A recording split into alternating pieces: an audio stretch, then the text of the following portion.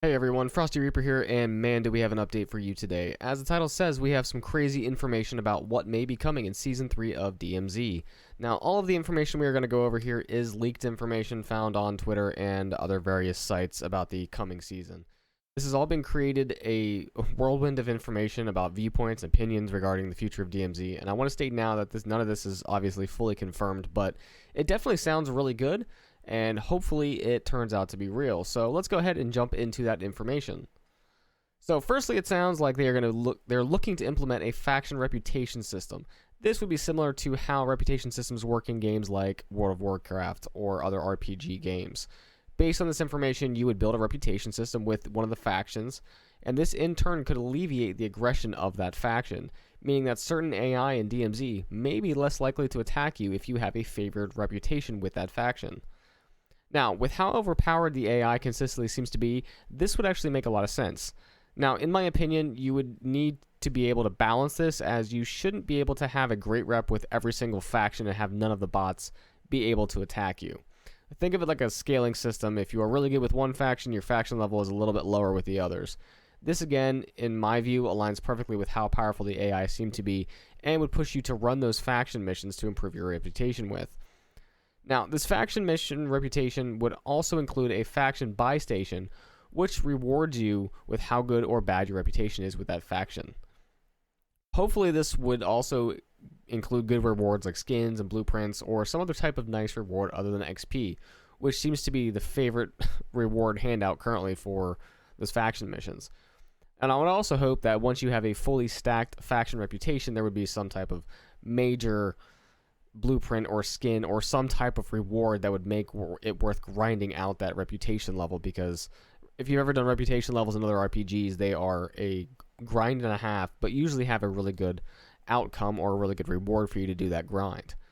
Now, this type of system would honestly be a much needed change to the game and making grinding out faction missions more enjoyable, as I just said, because as of right now, there really isn't a big reason to do factions unless you actually do enjoy the grind of them, which personally I currently don't. I don't really have a full reason of playing the faction missions. I kind of just jump in and complete contracts and other things currently. Now, there is also either a new boss or more likely a traitor NPC that will be in the game as well. Based on the rumored leak information, this new NPC has a few voice lines, which are, "Let's see what you got for me," "I'll keep it," "Nice find," "Now this is worth a trade." These are just a couple of the voice lines. However, another post on this topic shows more voice lines that get more aggressive, such as, "You die here," "You shouldn't be here," "You shouldn't have come here," "First I'll take your loot, or your life, then I'll take your gear." You can check out Task Force Twitter in the description down below for all of the other voice lines that they've found. But for now, I'm sure you're thinking the same thing that I am, that it sounds more like a traitor than traitor NPC rather than a boss. Or maybe it's both. Based on the voice lines, he sounds like he's giving you the option to give him something that he may trade or just keep. On the other hand, this could be a faction trader that will be at each faction site. If you are not reputable with this faction, you may get the other voice lines like, "You die here," "You shouldn't be here," and so on. Versus the more polite, "Let's see what you got here," or nice voice lines you got when you have good reputation. So this all seems well and good. I think the faction mission reputation is a really good thing, and I think this trader would be really good too. With these, there also are supposed to be faction buy stations as well that will have specific loot based on that faction. I'm assuming it wouldn't be the faction mission loot that you get for grinding out reputation. This would be specific for that buy station, like special types of in-game guns, things like that, and so on. I really don't know what type of rewards they would put in for the buy station for this, unless when you grind out reputation, that gives you a special currency that you use to buy things from the buy station in the game. That actually might make a little bit more sense than just faction mission grinding that gives you a top-level reputation reward.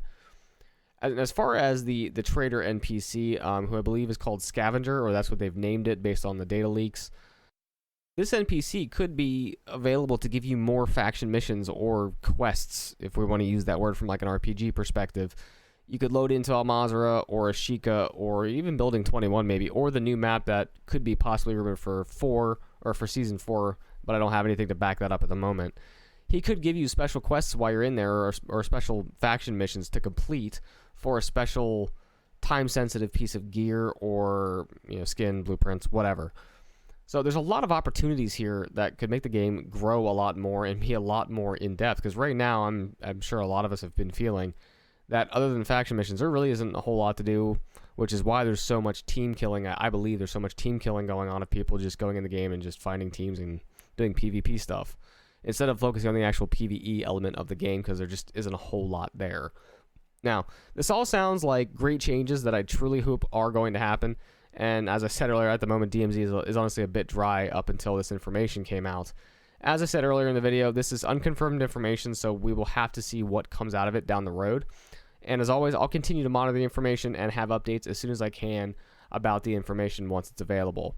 So that's going to do it for today's video. Thank you guys so much for watching. Until next time, stay frosty, and we'll see you guys out there in the DMZ.